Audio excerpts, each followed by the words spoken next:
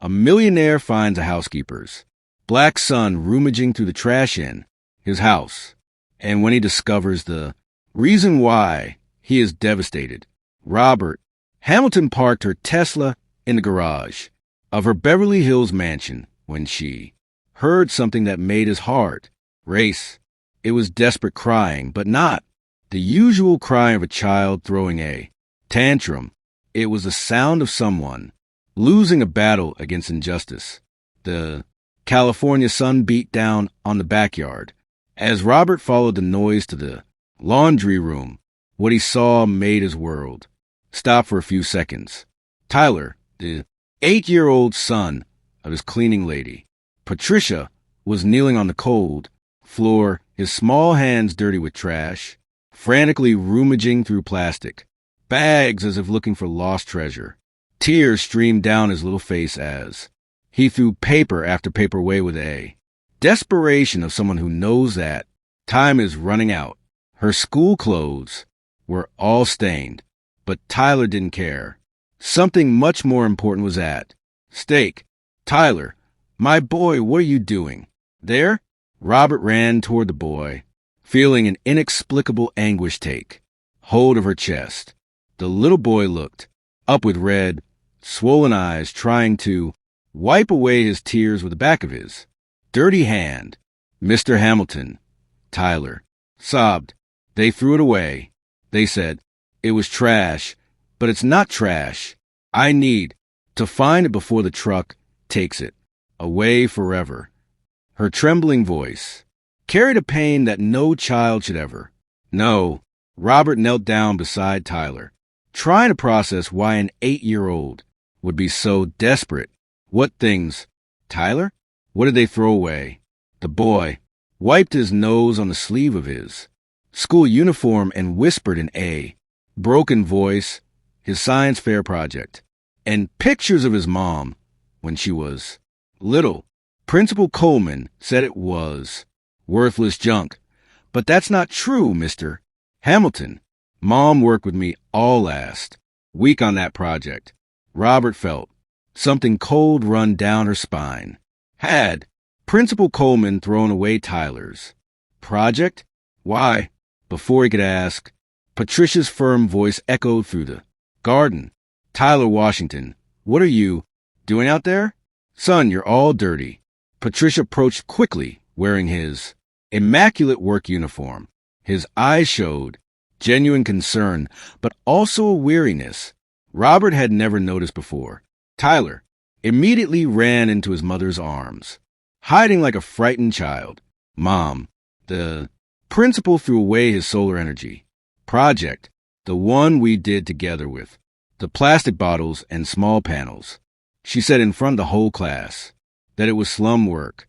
The words came out between sobs, each one like a stab in Patricia's heart. Robert felt the blood boil in his veins. She said, "What?" His voice came out louder than he intended. Patricia looked at him with an expression that mixed shame and resignation. Mr. Hamilton, you don't need to worry about it. These things happen. Tyler will do another project. But her eyes told a different story. It was a story of a mother who worked 2 jobs to keep her son in a private school, only to see him being humiliated by prejudice. Tyler clung tighter to his mother. But Mom, she said that kid's like, he should accept his place in life and stop dreaming about things that aren't for his social class. The silence that followed was deafening. Robert looked at this bright child who always greeted him politely when he came home from school, who helped his mother organize the cleaning supplies, who dreamed of being a scientist when he grew up. The phrase echoed in her mind, kids like me. What did that mean? Kids like Tyler, smart kids, hard-working kids, or was it something much more sinister related to the skin color of an 8-year-old boy? Robert Hamilton was 52 years old and had built a technology empire from scratch. He had always considered himself a fair person who treated everyone with respect. But at that moment, looking at Tyler and Patricia, he realized that he had been blind to a world of injustice happening right under his nose. And for the first time in decades, the billionaire who controlled multinational companies felt completely lost in the face of a situation that no amount of money could solve. But Tyler had awakened something in him that had been dormant for a long time, a burning desire to fight for justice. If you are moved by this story of prejudice and overcoming adversity, don't forget to subscribe to the channel, because what Robert discovered about Tyler's school will make you rethink everything about the educational system we know. That night, Robert couldn't sleep. Tyler's words echoed in his mind. Kids like me should accept our place in life. What place? The place of a brilliant child who dreamed of being a scientist. At 3 o'clock in the morning, he got up and went to his office to review the school records Patricia had left on the table. Weeks ago, Tyler Washington, 8 years old, overall average 9.7, math 10, science 10, teacher comments. Exceptionally dedicated and creative student, but there was a recent note from Principal Coleman, needs guidance on realistic expectations for his academic future. Robert felt his blood boil again. Realistic expectations for a child who got straight A's in science. The next morning, he decided to take action. Patricia, I need to go to Tyler's school today. There's something I can't ignore. Patricia stopped, organizing his cleaning supplies, her eyes revealing instant panic. Mr. Hamilton, please. There's no need to bother. These things happen all the time. Tyler will get over it. Happen all the time. Robert repeated slowly. Patricia, tell me the truth. What else has been happening at school? She hesitated, clearly torn between gratitude for her job and the need to protect her son. Finally, she whispered, Tyler came home last week saying the principal called him in for a private conversation. She said he was dreaming too big, that he should focus on professions more suited to our social reality. Robert felt a growing anger. What professions? Gardening, cleaning, manual labor. She said that people like us should be grateful for the opportunities we have, not too ambitious. Patricia wiped away a tear she was trying to hide. I work 3 jobs to pay for that private school, Mr. Hamilton. I thought it would be different from public schools.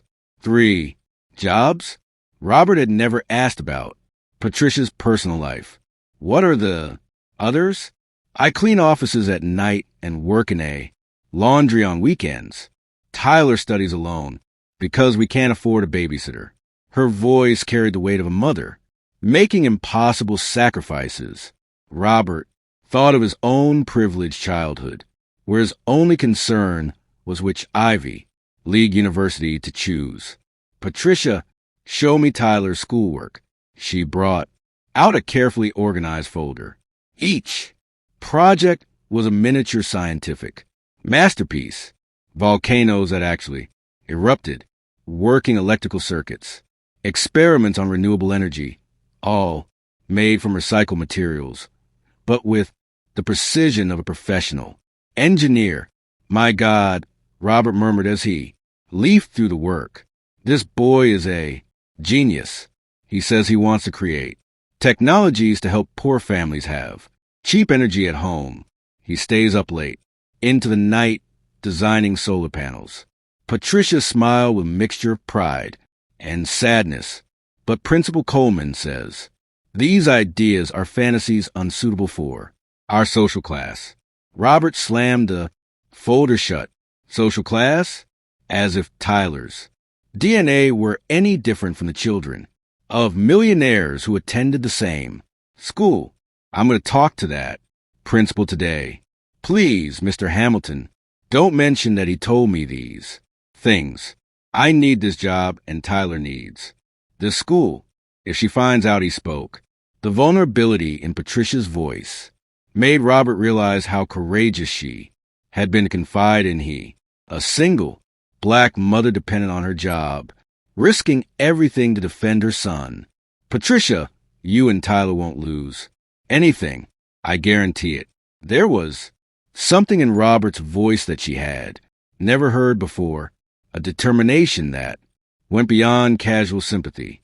2 hours later, Robert was in Principal Coleman's luxurious office at Prestige Academy. The environment screamed exclusivity. Expensive paintings on the walls, fine wood furniture, academic trophies from generations of privileged students. Mr. Hamilton, what a wonderful surprise, said Coleman, clearly flattered to receive one of the school's wealthiest parents. I hope it's nothing serious involving one of his family's students. Actually, it's about Tyler. Washington. Her expression changed instantly. Oh, an awkward pause. His maid son. Robert noticed how she avoided saying cleaning lady, but the disdain was obvious. Yes, I understand. You threw out his science fair project. Coleman sighed dramatically. Mr. Hamilton, I understand your concern for staff, but that project was inadequate for our academic standards. Made from trash materials, no professional presentation. It would not represent our institution well at a science fair. Trash materials that work perfectly to demonstrate solar energy, Robert replied coldly. Well, yes, but look. Coleman leaned forward, conspirator ally.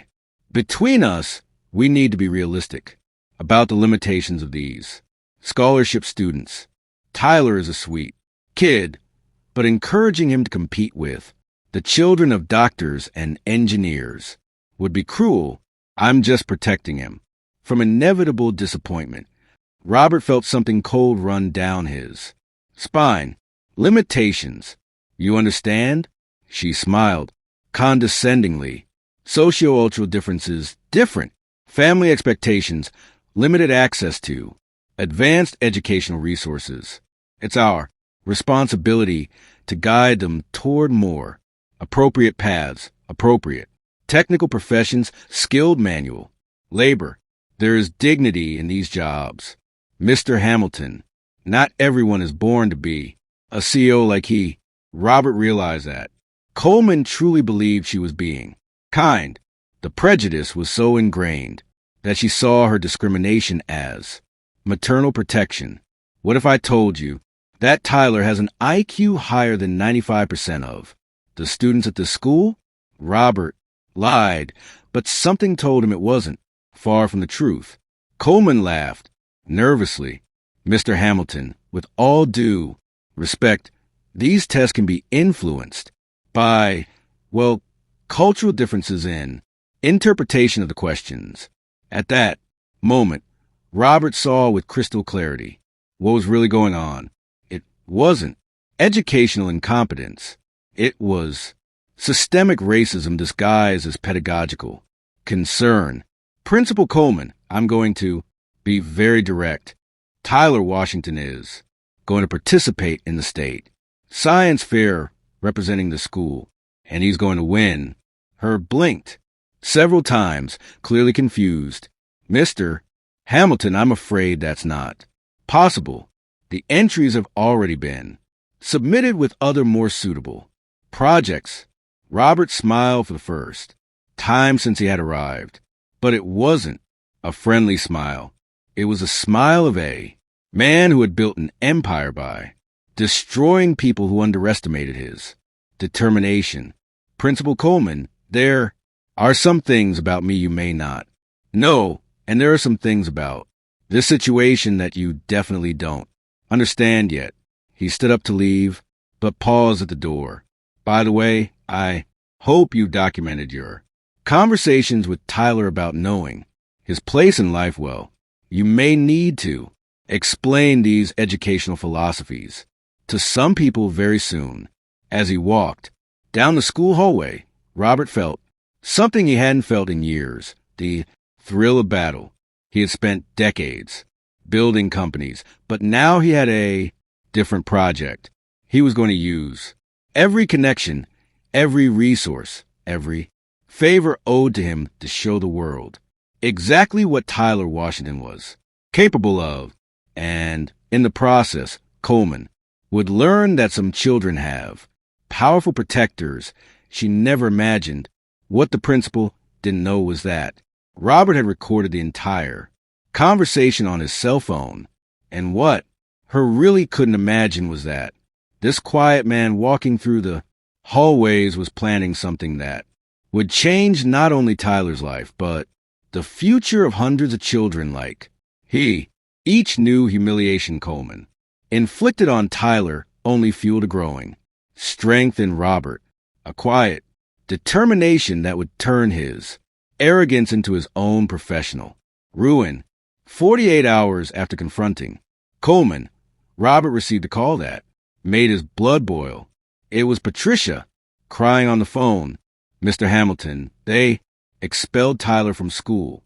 They said he was caught stealing supplies from the science lab. Her voice trembled with despair and anger, but Tyler would never steal anything. Never. Robert closed his laptop in his office and focused completely on the conversation.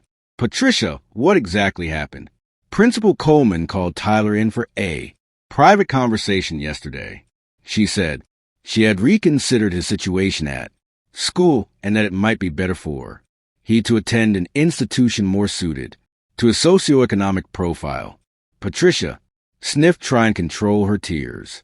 This morning they found electronic components in his backpack. Components that Tyler didn't put there. Exactly. But who is going to believe the word of a cleaning lady and a black child against the word of a respected principal? The bitterness in Patricia's voice cut Robert like a knife. Robert felt something much deeper than anger. It was pure, cold, calculating determination.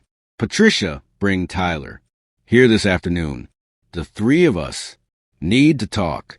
2 hours later, Tyler was sitting in the Hamilton Mansion's library, still in his school uniform, but with red eyes from crying. Mr. Hamilton, I swear I didn't take anything. Aunt Coleman said that kids like us sometimes do the wrong thing instinctively, and that it was better for him to confess so it wouldn't get worse. By instinct, Robert repeated, feeling the temperature in the room seemed to drop several degrees. She said that people of my social class sometimes develop inappropriate behaviors when exposed to environments far above her natural reality. Tyler wiped his nose on his sleeve that it was like putting a wild bird in a golden cage. Robert exchanged a meaningful glance with Patricia. Coleman wasn't just being prejudiced. She was being systematically cruel to an 8-year-old child. Tyler, tell me something. Do you know other children at school who have been through similar situations? The boy nodded slowly. Jasmine, his canteen owner's daughter. She's very good at math. But Aunt Coleman always says she should focus on cooking because she already has a family. Talent. And Marcus, he the security guard son who draws really well but was banned from participating in the art contest because his style wasn't appropriate for our institution. Patricia covered her mouth with her hands. Mr. Hamilton, they're all scholarship kids, all black or from working class families. Robert stood up and walked to the window, looking out at the perfectly manicured garden of her property. At 52, he had built an empire based on identifying patterns and solving complex problems. And now he saw with crystal clarity that Coleman was not an incompetent educator. She was a systematic racist operating under the guise of pedagogical concern. Patricia, Tyler, I have a proposal for you. Robert turned and something in his eyes made. Patricia realized that this man had made an irreversible decision. We're going to prove Coleman wrong about Tyler, about you, and about all the other families that she's hurting. How? Patricia asked, hesitantly. First, Tyler's going back To school tomorrow. He hasn't been officially expelled yet, just suspended, pending investigation.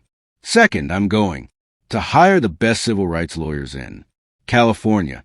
Robert smiled for first time in days, but it was a smile that combined kindness and lethal determination. And third, we're going to document everything.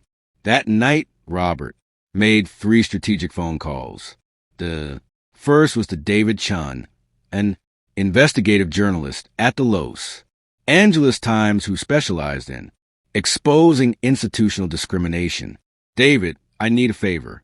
There's a story in Beverly Hills that might interest. His systematic discrimination against scholarship children at an elite school. Solid evidence. David always got straight to the point. Recordings, documents, multiple witnesses, and a clear pattern of behavior over many years.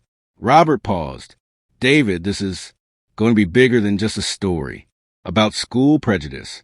It will expose how racism operates under the guise of educational excellence.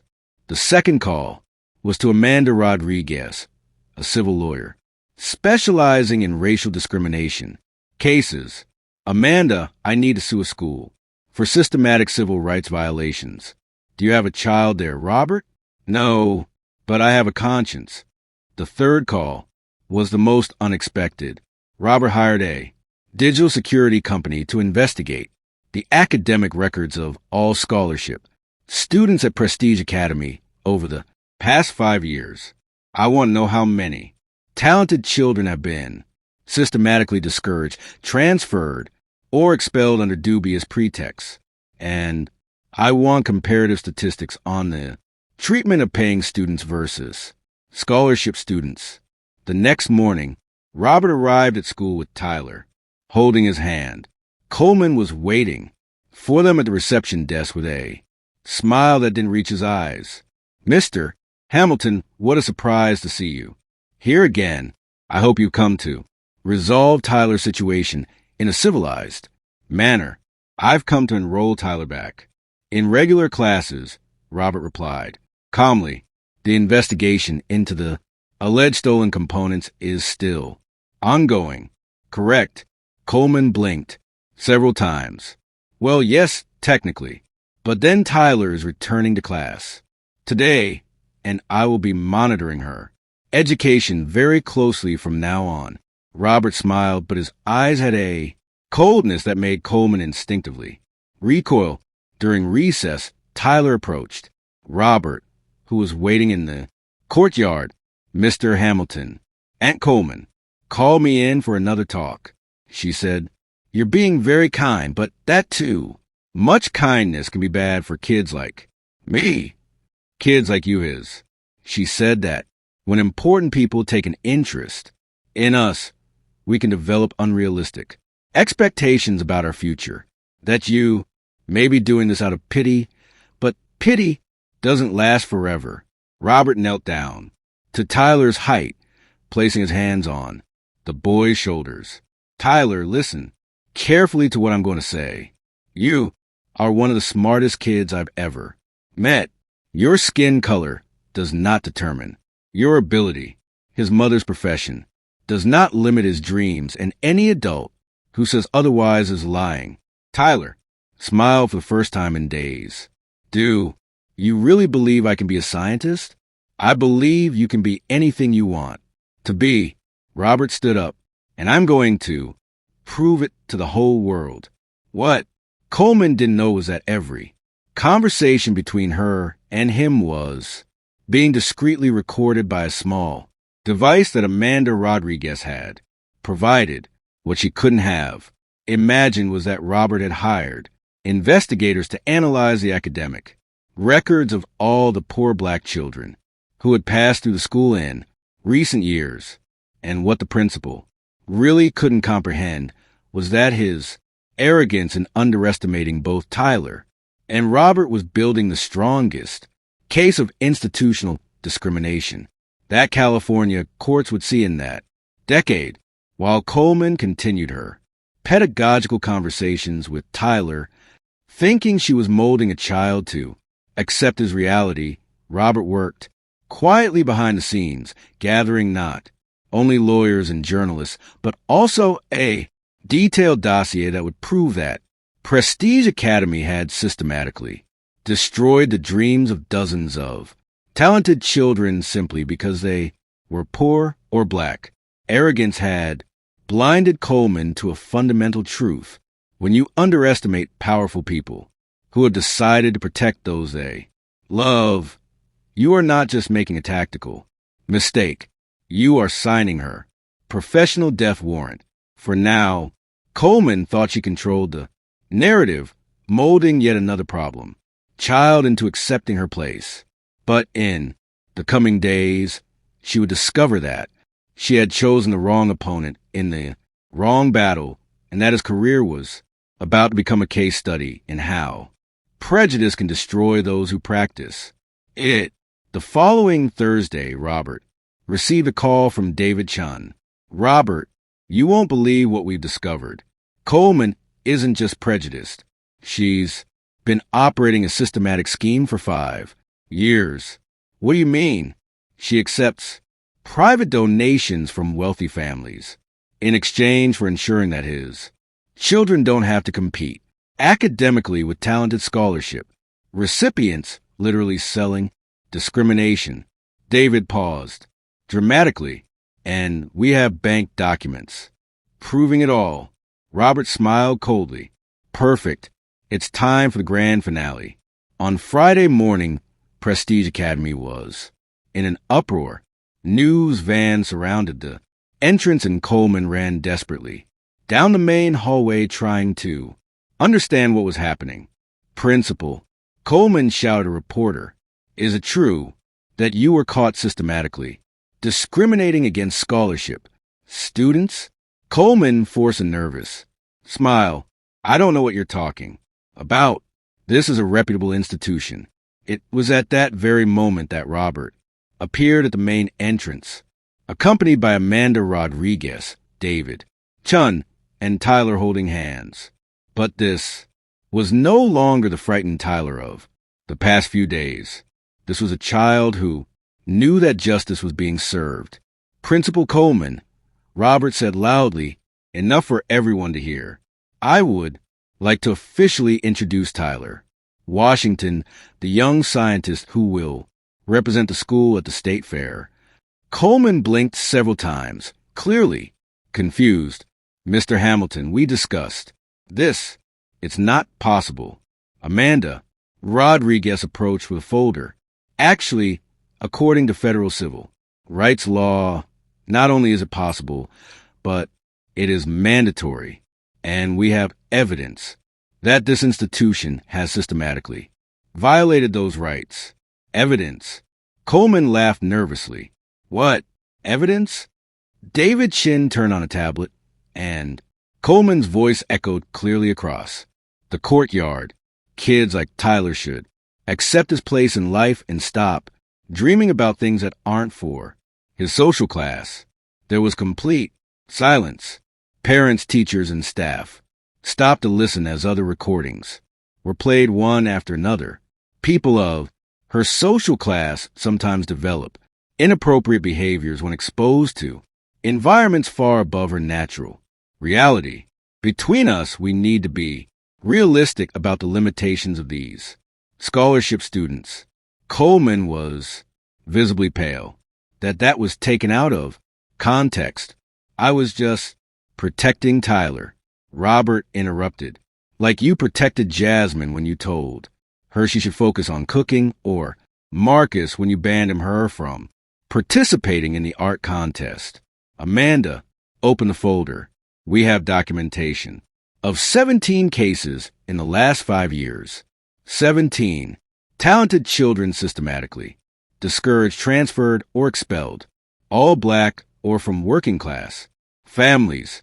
A murmur of horror rippled through the crowd of parents.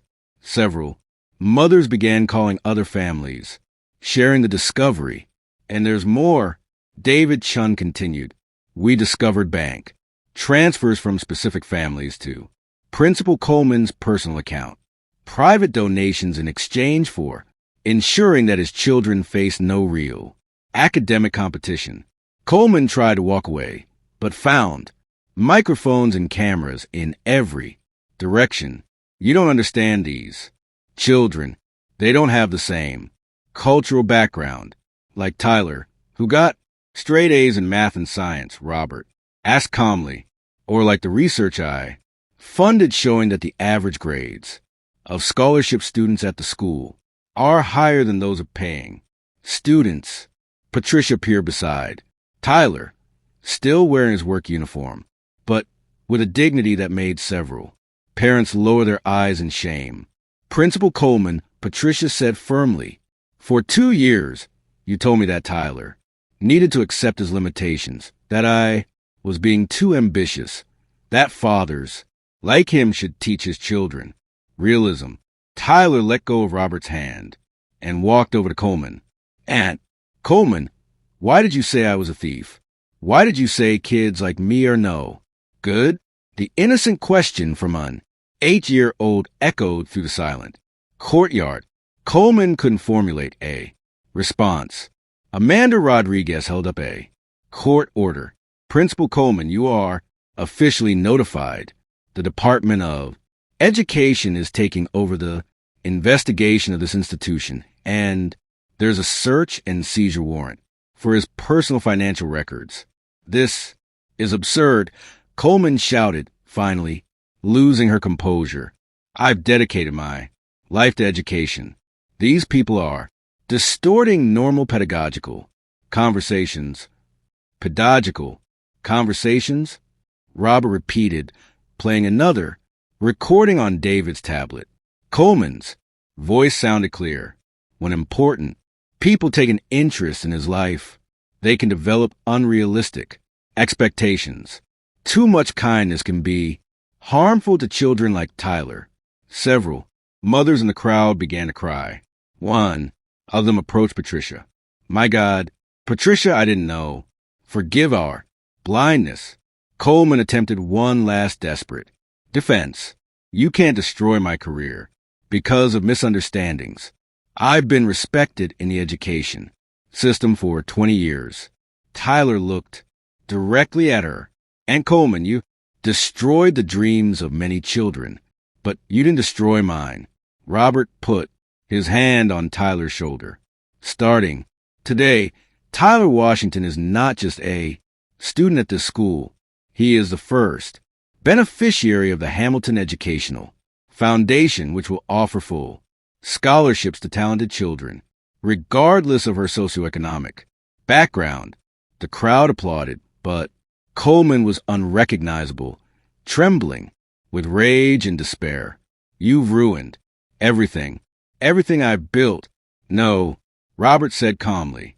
"You ruined everything yourself the moment you decided that skin color and social background determine human potential." As Coleman was escorted away by lawyers and officials from the Department of Education, Tyler held Robert's hand. "Mr. Hamilton, thank you for believing in me when no one else did." Robert smiled, but his eyes still shone with determination, because even though justice had been served with Coleman, he knew there were hundreds of other children like Tyler facing the same injustices in schools across the country. And at that moment, watching Tyler smile for the first time in weeks, Robert realized that his true mission was just beginning. Coleman's downfall was only the first step in an educational revolution that would change the fate of thousands of talented children. 6 months later, Tyler was on stage at the Los Angeles Convention Center, holding the first place trophy from the state science fair. His project on low-cost domestic solar energy had so impressed the judges at 3 universities had already offered him full scholarships for when he finished high school. "I want to dedicate this award to my mother, who worked 3 jobs to give me an education, and to Mrs. Hamilton, who taught me that dreams have no color," Tyler said into the microphone, her voice firm and clear. "In The audience, Patricia wept with pride, now the executive director of the Hamilton Educational Foundation. Beside her, Robert smiled as he watched not only Tyler, but 15 other scholarship children who had been taken out of Prestige Academy and transferred to schools that recognize true talent. Coleman was not present, of course, after losing her teaching license and facing charges of racial discrimination. She worked as a clerk in a bookstore, her 20-year career destroyed by her own arrogance. The newspaper still called her the principal who sold prejudice. Mr. Hamilton, Tyler approached him after the ceremony. Ms. Coleman taught me something important without meaning to. What was that, champ? That when someone tries to put him down, it's because they're afraid of his brilliance. Robert hugged the boy, realizing that this 8-year-old had developed a wisdom that many adults take decades to find. At that moment, watching Tyler hold the trophy, Robert understood that the best revenge had not been to destroy Coleman, but to prove that she was completely wrong about human potential. Tyler was not just a talented boy. He was living proof that greatness has no address, color, or last name. And now hundreds of other children would have the same opportunity to shine. If this story of overcoming adversity touched his heart, subscribe to the channel for more stories that prove that justice always finds a way to overcome prejudice, even when we least expect.